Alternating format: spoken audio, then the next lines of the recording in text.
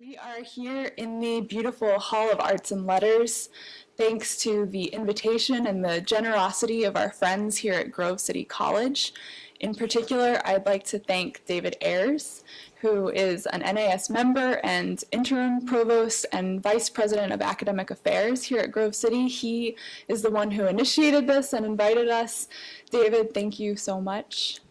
Grove City College. Grove City College is a special place. It is a 150-year-old college that has stood firm year after year. It does not accept any federal funding or student loans of any kind, making it one of the few colleges in the nation that maintains its independence from federal oversight.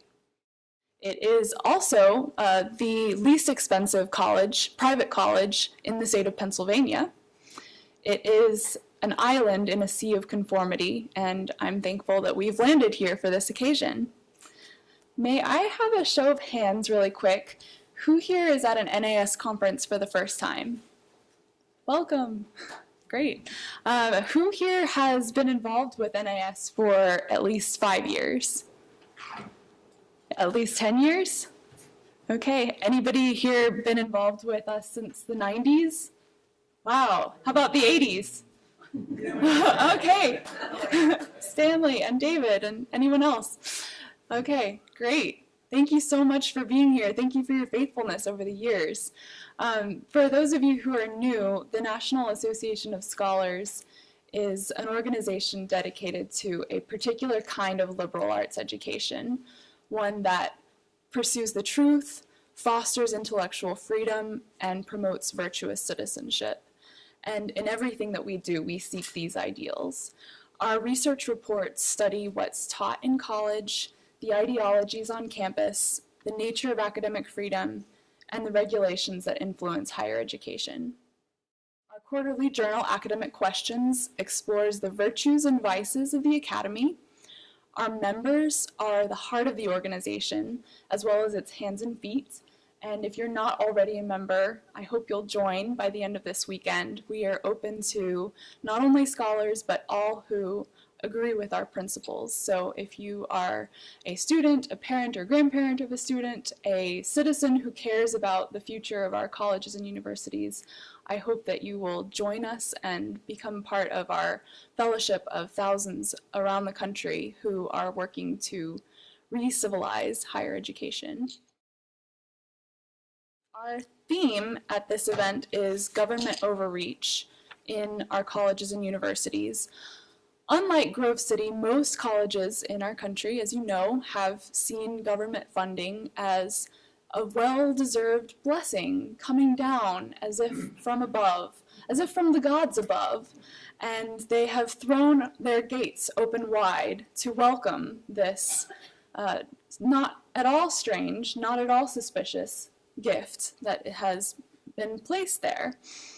This weekend we will be channeling the spirit of Leah Cohen, who threw a spear at this hollow gift and listened for the clink of armor worn by warriors hiding inside. So, but we don't only throw spears and we don't only open our gates. We want to consider also, can we fit this horse with bit and bridle? We are, after all, looking at capital ideas. So let's take this time to consider ways that the government and its involvement in higher education might actually be directed to good purposes. We do know that the rule of law and the courts are benefits of our republic, and we can look to those for reform. As some of you know, the Higher Education Act is currently due for reauthorization. This act first passed in 1965 as part of LBJ's Great Society program, has since ballooned into a nearly all-purpose law governing higher education in America. In the lead up to reauthorization, the NAS published our recommended reforms called the Freedom to Learn Amendments, And this year, when the Republicans released their version of the reauthorization, we were pleased to see that many of our amendments were included. That's the Prosper Act. This afternoon, NAS Policy Director Rochelle Peterson and American Philanthropic Associate Consultant Spencer Cashmanian will give us an introduction to the Higher Education Act and give us insight into what it is and why it matters and how it can be productively reformed. At lunch tomorrow, we'll go back even further to talk about how the federal government came to influence so much of our colleges and universities in the first place. And we're delighted to have esteemed historian Wilfred McClay with us tomorrow at lunch to walk us through that and provide the broader context for our discussion. Our 4 panels tomorrow are titled, Can the Government Ensure Freedom of Speech? How do civil rights mandates shape college? From where does higher education derive its income? And how does the government fund progressive activism on campus? We look forward to those and to hearing from our keynote speakers Paul Kanger, Adam Kissel, and Steve Hayward. Tomorrow evening after his address at dinner, Steve Hayward will have a book signing, so please take advantage of that. In the afternoon tomorrow, we will break into 3 small groups for more informal conversations on these 3 topics: hostile foreign influence on American higher education, led by Rochelle Peterson; government-sponsored academic science, led by David Randall; and free speech, faith, and regulation, led by Jay Shalin. Each of these has its reading assignment associated with it, so I hope you did the reading. We emailed it out, but in case you didn't get that, we have some extra copies out on our table that you can pick up and take a look tonight. I'd like to thank our conference sponsors for being here with us.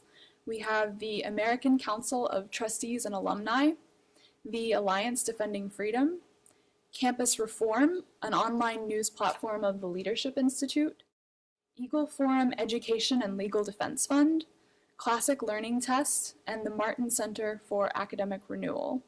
I hope you'll take this time to get to know these organizations and the good work that they do. Please visit their tables that they have set out in the lobby. At NAS's table, you'll see a number of books and reports. Our most recent report, The Crisis of Irreproducibility in Modern Science, is available for free, but the other reports and books are for sale. You'll see in your tote bag a little blue coupon, little ticket. You can exchange this for 1 free book or report from that table of your choice. We also have these lovely custom NAS buttons that are free, that are on our table. These were designed and created in our office by our staff. These are helpful for if you go to an academic conference and you want to find other NAS people. You probably will not find any others who have a button that says debate diversity or celebrate hierarchy.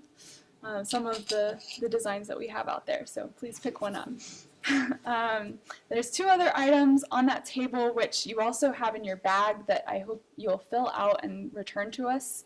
One is a form that has several of our initiatives that we're actively involved in. We want to find out which of these you would be most interested in getting involved in with us, whether that's writing an op-ed or speaking to your representative or taking some other action.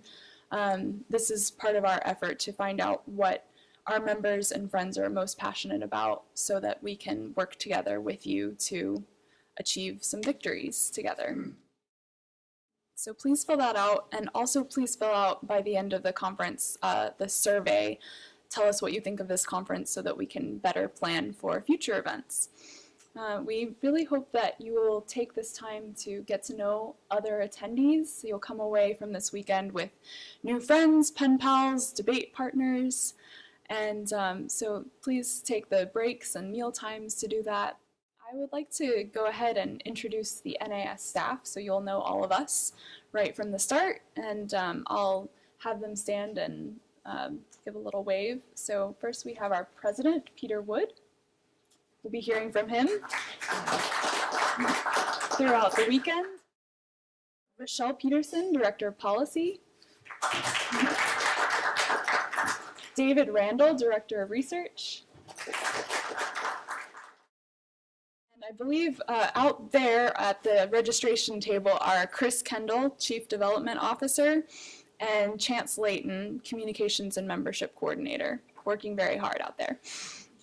One person who's not here with us in person, who I want to thank, is Kelly Carrender. She's our conference coordinator. She lives in Washington State and has 2 small children, so she couldn't be with us, but she coordinated all of the details of this conference, and many of you probably got an email from her, so I'm very thankful to her.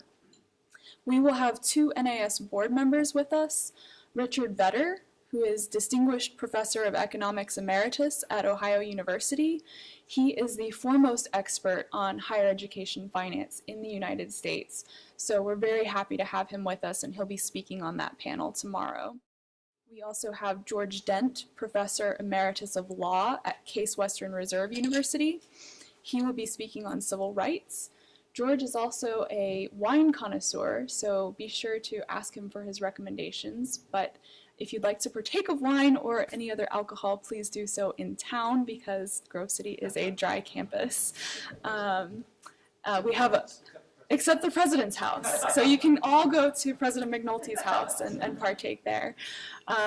We do have some restaurant recommendations for you out on the table.